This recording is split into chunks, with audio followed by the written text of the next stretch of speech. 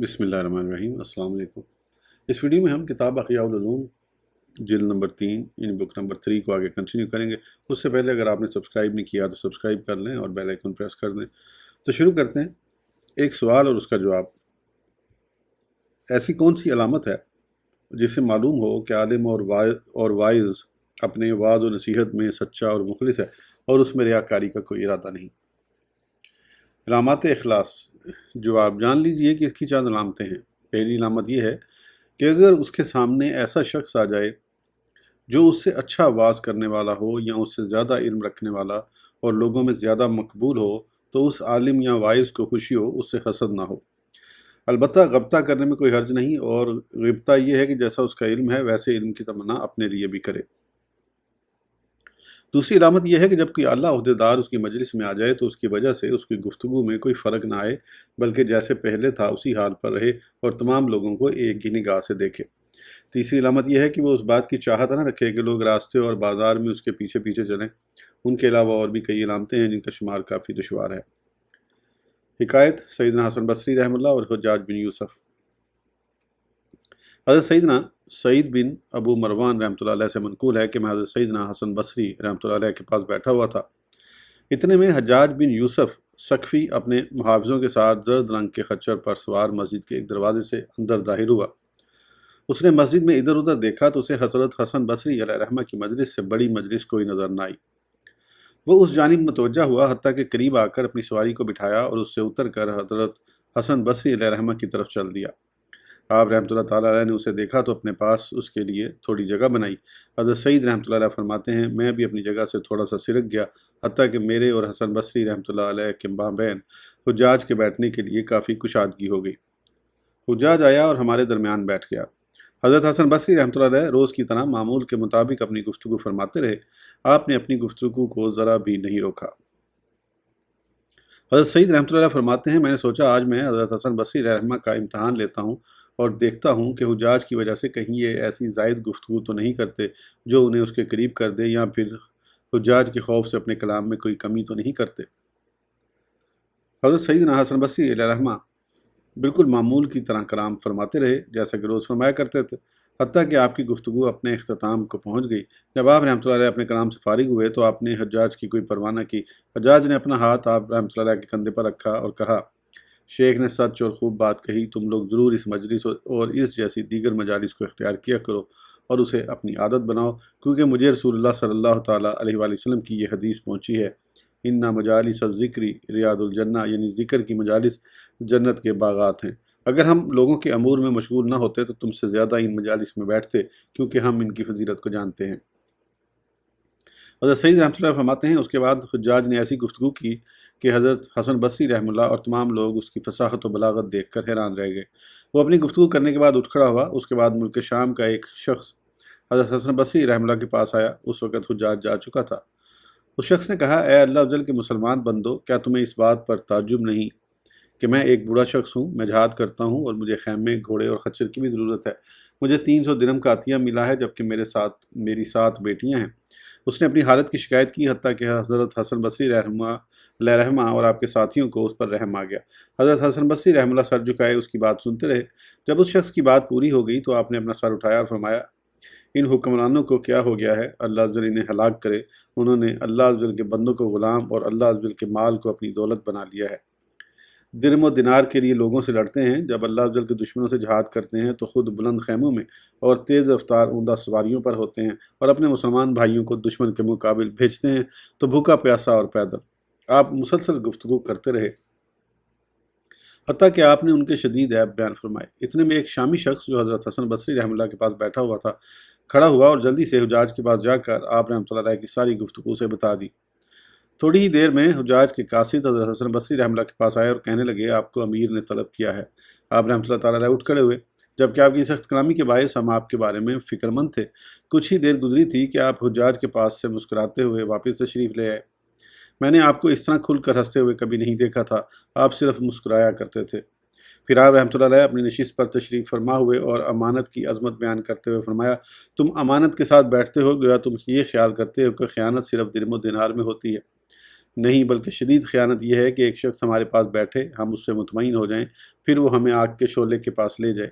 میں حجاج کے پاس گیا تو اس نے کہا، آپ اپنی زبان کو قابو میں رکھیں، اور آپ کا یہ کہنا کہ جب ہم دشمن خدا سے لڑتے ہیں تو یہ صورتحال ہوتی ہے، اور جب اپنے بھائیوں کو بھیجتے ہیں تو یہ صورتحال ہوتی ہے۔ مجھے آپ سے کوئی سروکار نہیں، آپ لوگوں کو ہمارے خلاف بھڑکاتے ہیں، اس معاملے میں ہم آپ کی نصیحت کو کوئی اہمیت نہیں دیتے، لہذا آپ اپنی زبان کو سنبھالیں۔ حضرت سیدنا حسن بصری رحمہ اللہ فرماتے ہیں، پھر اللہ عز و جل نے اسے مجھ سے دور کر دیا۔ حکایت، پیچھے چلنے سے منع فرما دیا۔ ایک مرتبہ حضرت سیدنا حسن بصری علیہ رحمہ گدھے پر سوار اپنے گھر کی طرف جا رہے تھے کہ لوگ آپ کے پیچھے پیچھے چلنے لگے۔ آپ رک گئے اور فرمایا، تمہیں کوئی حاجت ہے یا تم نے کسی چیز کے بارے میں پوچھنا ہے؟ اگر ایسا نہیں ہے تو لوٹ جاؤ، کیونکہ یہ یعنی لوگوں کا پیچھے چلنا بندے کے دل میں کچھ بھی نہیں چھوڑتا۔ یہ وہ علامات و امثال تھیں جن سے باطنی حالت ظاہر ہوتی ہے۔ جب تم دیکھو کہ علماء آپس میں جلتے اور حسد کرتے ہیں، الفت و محبت اور باہمی تعاون نہیں کرتے، تو جان لو کہ یہ وہی لوگ ہیں جنہوں نے آخرت کے بدلے دنیا کی زندگی خریدی ہے، اور یہ خسارے میں ہیں۔ اے سب سے بڑھ کر رحم فرمانے والے، اپنے خاص لطف و کرم سے ہم پر رحم فرما، آمین۔ 10ویں فصل، مخلوق کے دیکھنے کے سبب عبادت کے لیے پیدا ہونے والی جائز و ناجائز چستی کا بیان۔ جان لیجئے، بعض اوقات ایک شخص کسی جگہ ایسے لوگوں کے ساتھ رات بسر کرتا ہے جو تہجد کے لیے اٹھتے ہیں، یا پھر ان میں سے کوئی پوری رات یا رات کا کچھ حصہ نماز میں گزارنے والے ہوتے ہیں، اور یہ شخص ان لوگوں میں سے ہوتا ہے جو اپنے گھر میں تھوڑی ہی دیر شب بیداری کرتے ہیں۔ یہ جب ان کو دیکھتا ہے تو ان کی موافقت کی خاطر اس کا شوق بڑھتا ہے، حتیٰ کہ عادت سے زیادہ ہو جاتا ہے۔ یا پھر یہ شخص اصلاً شب بیداری کا عادی ہی نہیں ہوتا، مگر ان کی موافقت میں شب بیداری کرتا ہے۔ ایسے ہی بعض اوقات انسان ایسی جگہ ہوتا جہاں کے رہنے والے روزہ رکھتے ہیں تو اسے بھی روزے کا شوق پیدا ہوتا ہے، اور اگر وہ لوگ نہ ہوتے تو اسے ہرگز یہ شوق پیدا نہ ہوتا۔ اس صورت کو بعض اوقات ریاکاری خیال کیا جاتا ہے، جس میں موافقت نہ کرنا واجب ہوتا ہے، مگر یہ حکم مطلقاً نہیں ہے، بلکہ اس میں تفصیل ہے، کیونکہ ہر مومن اللہ عز و جل کی عبادت، رات کے قیام اور دن میں روزہ رکھنے کی طرف رغبت رکھتا ہے، لیکن بعض اوقات رکاوٹیں اسے آڑے آ جاتی ہیں، وہ مصروف ہو جاتا ہے، شہوات کا غلبہ ہوتا ہے، یا پھر سستی مغلوب کر دیتی ہے۔ بعض اوقات دوسرے کو دیکھنے کی وجہ سے غفلت زائل ہو جاتی ہے، یا بعض مقامات پر کوئی رکاوٹ و مشغولیت نہیں ہوتی، لہذا اس کا شوق بیدار ہو جاتا ہے۔ بعض اوقات ایسا بھی ہوتا ہے کہ انسان اپنے گھر میں ہو تو کچھ اسباب تہجد ادا کرنے سے روک دیتے ہیں، مثلا آرام دہ بستر پر اطمینان سے سونا، بیوی سے لطف اندوز ہونا، اہل و عیال وغیرہ سے گفتگو میں لگے رہنا، اولاد کے ساتھ مصروف ہونا، یا پھر اپنے روزمرہ کے معاملات کا حساب کتاب وغیرہ کرنا۔ لہذا جب وہ کسی اجنبی مقام پر ٹھہرتا ہے تو یہ تمام مشاغل جنہوں نے اسے نیکی سے دور کر رکھا تھا خود دور ہو جاتے ہیں، اور اسے نیکی پر ابھارنے والے اسباب میسر آ جاتے ہیں، مثلا نمازی و روزہ دار لوگوں کو دیکھنا کہ یہ دنیا سے منہ موڑ کر اللہ عز و جل کی طرف بڑھے چلے جا رہے ہیں، لہٰذا وہ انہیں دیکھتا ہے تو آگے بڑھنے کی کوشش کرتا ہے، اور یہ بات اس پر گراں گزرتی ہے کہ یہ لوگ اللہ عز و جل کی اطاعت میں مجھ سے سبقت کر رہے ہیں اور میں سبقت نہیں کر رہا۔ ایسی صورت میں اسے عبادت پر ابھارنے والا سبب دینی ہوتا ہے، ریاکاری نہیں۔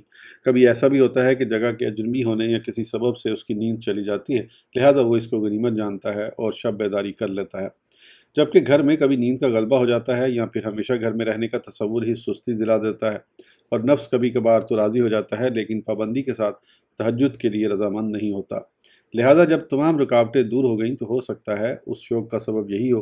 اسی طرح کبھی اپنے گھر میں روزہ رکھنا اس لیے بھی مشکل ہوتا ہے کہ لذیذ کھانے پاس موجود ہوتے ہیں اور ان سے صبر نہیں ہو سکتا، مگر جب اس کے پاس ایسے کھانے نہیں ہوتے تو اسے روزہ رکھنے میں کوئی مشقت بھی نہیں ہوتی۔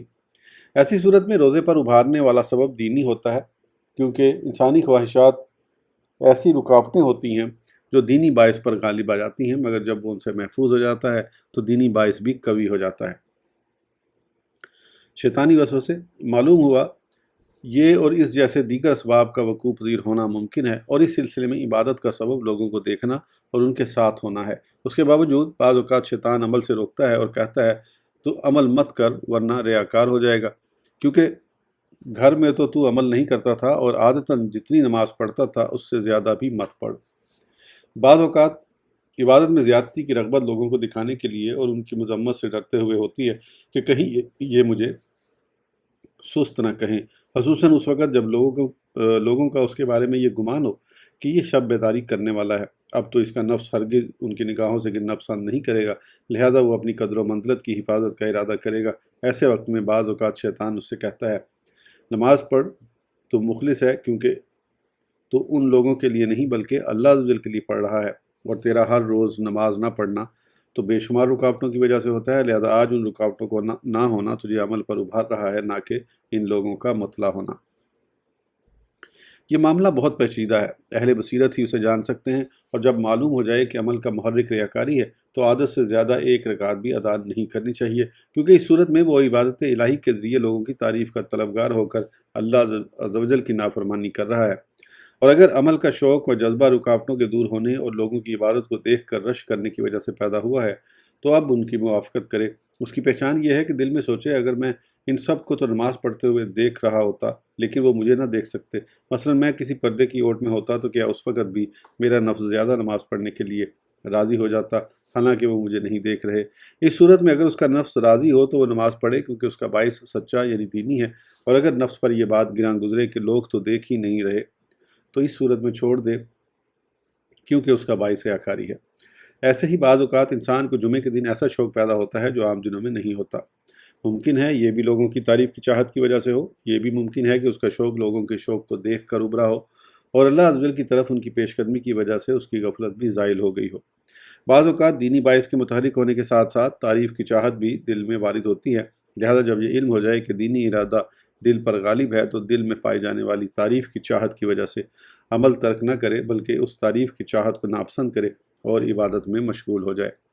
خوف خدا کے سبب رونا کب ریاکاری ہے اور کب نہیں؟ ایسے ہی کبھی ایک جماعت رو رہی ہو تو بندہ ان کو دیکھتا ہے تو اسے بھی خوف خداوندی کے سبب اور رونا آ جاتا ہے، نہ کہ ریاکاری کی وجہ سے۔ اگر وہ تنہا تلاوت قرآن سنے تو اسے رونا نہیں آتا، لیکن لوگوں کا رونا اس کے دل کو نرم کر دیتا ہے۔ ایسا بھی ہوتا ہے کہ انسان کو رونا نہیں آتا، لیکن کبھی تو ریاکاری کی وجہ سے اور کبھی سچائی کے ساتھ روتا ہے، کیونکہ وہ اپنے بارے میں خوف کھاتا ہے کہ سب لوگ تو رو رہے ہیں اور میرا دل اتنا سخت ہے کہ آنکھ نم بھی نہیں ہوتی، لہذا وہ بتکلف روتا ہے، اور یہ بہت اچھا ہے۔ اس میں سچائی کی علامت یہ ہے کہ اس بات کو اپنے دل پر پیش کرے کہ اگر میں صرف ان کی آہو بکا سن رہا ہوتا اور وہ مجھے دیکھ نہ رہے ہوتے تو کیا اس وقت بھی میں اپنی کساوت قلبی کا خوف کر کے آنسو بہاتا یا نہیں؟ اگر وہ ان کی آنکھوں سے اوجھل ہونے کی صورت میں اپنے اندر یہ کیفیت نہیں پاتا تو اسے چاہیے کہ نہ روئے، کیونکہ اب اس کا رونا صرف اس خوف سے ہے کہ لوگ کہیں گے یہ بہت سخت دل ہے۔ حضرت سیدنا لقمان حکیم رضی اللہ عنہ نے اپنے بیٹے سے فرمایا، لوگوں کو اپنا خدا سے ڈرنا مت دکھاؤ کہ وہ تمہاری عزت کریں حالانکہ تمہارا دل گناہ گار ہو۔ اسی طرح بعض اوقات تلاوت قرآن، ذکر یا دیگر احوال کی وجہ سے چیخنا، آہیں بھرنا اور رونا ہوتا ہے۔ ایسا کبھی تو ندامت و شرمندگی، خوف اور حقیقت پر مبنی ہوتا ہے، اور کبھی دوسرے کے غم کو اور اپنی سنگدلی کو دیکھ کر ہوتا ہے، لہٰذا وہ بتکلف آہیں بھرتا، روتا اور گڑگڑاتا ہے۔ یہ بھی محمود یعنی اچھا ہے، لیکن بعض اوقات اس میں یہ رغبت بھی شامل ہوتی ہے کہ لوگ اسے بہت زیادہ غمگین جانیں۔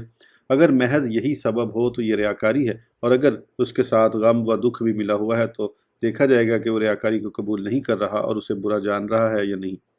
اگر برا جان رہا ہے تو اب اس کا رونا دھونا درست ہے، اور اگر برا نہیں جان رہا اور دل کا جھکاؤ بھی اسی طرف ہے تو اب اس کا ثواب برباد اور کوشش بیکار ہو گئی، بلکہ اس کے سبب اس نے خود کو رب عز و جل کے غضب پر پیش کر دیا۔ بعض اوقات رونا غم ہی کی وجہ سے ہوتا ہے، لیکن بندہ اپنی آواز کو بلند کرنے میں اضافہ کر دیتا ہے۔ یہ اضافہ ریاکاری ہے اور اسی سے منع کیا گیا ہے، کیونکہ یہ ابتداءً ہی محض ریاکاری کے حکم میں ہے۔ بعض اوقات بندے کو ایسا خوف لاحق ہوتا ہے کہ وہ بے قابو ہو جاتا ہے، لیکن اتنے میں ریاکاری اس پر حملہ کرتی ہے، وہ اس کو قبول کر لیتا ہے، لہٰذا وہ آواز کو مزید بلند اور غمناک بنانے لگتا ہے یا آنسوؤں کو چہرے پر باقی رہنے دیتا ہے تاکہ لوگ دیکھیں کہ یہ اللہ عز و جل کے خوف سے بہہ رہے ہیں، لیکن ان کے اثر کو چہرے پر محض ریاکاری کی وجہ سے باقی رکھتا ہے۔